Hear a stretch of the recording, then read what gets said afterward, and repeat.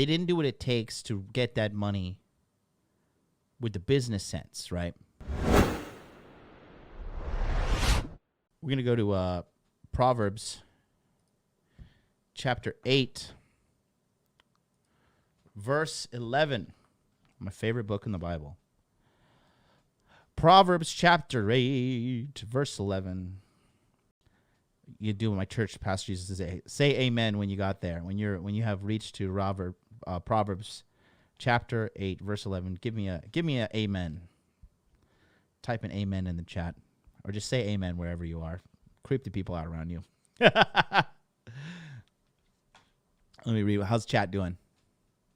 Proverbs chapter 8, verse 11. And it says, "For wisdom is better than rubies, and all the things that may be desired are not compared to it." Verse 12 says, "I, wisdom, dwell with prudence, and find out knowledge of witty inventions." Okay? You see, with wisdom, you become the man. Right? You become the man. It says wisdom is more valuable than rubies, and here's why I believe they say that in this passage in the Bible.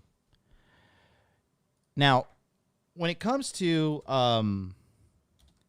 let's just use a perfect example here, okay? The people who win the lottery, right?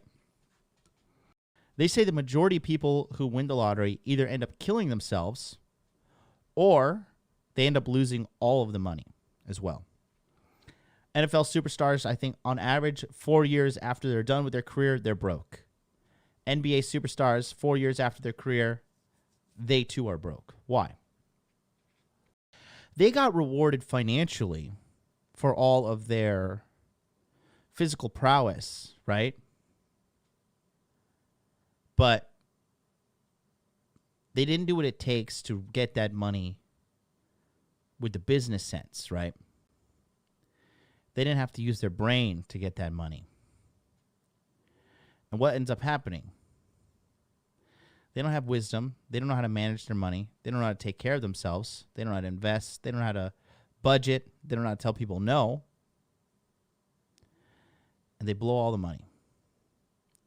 Next thing you know, they're teaching fucking bonus lessons at the YMCA.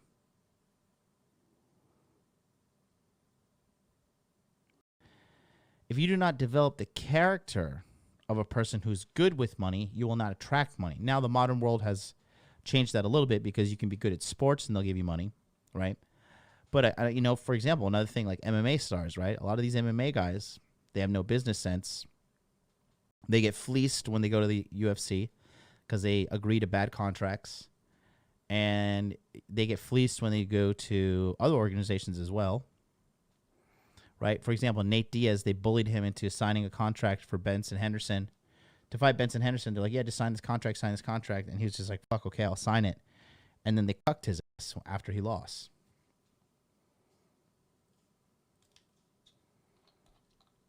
Why?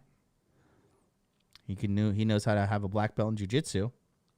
He's got amazing stand-up, but he doesn't know how to fucking handle his money right.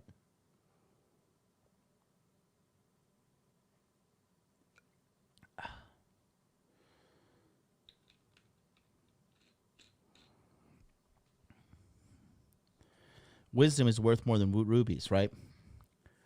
When Donald Trump went bankrupt, it was like billions of dollars in debt. It was just a temporary setback. He didn't have an entitlement. He didn't get all his money from daddy. I think he got $1 million loan from his dad to start his empire. But he turned that $1 million into multiple billions of dollars, right? And so that means he took that million and he made over 999 copies of that million. Pretty fucking hard to do, right? You see, that's why people who, when they lose their businesses or they have something like devastating happen to them in regards to their finances, as long as they didn't inherit it, right? And they actually did the work to become the person who earns it, they always get the money back. They have the wisdom. They have the knowledge. They have the understanding in their minds on how to do this. Okay? And they're able to always bounce back.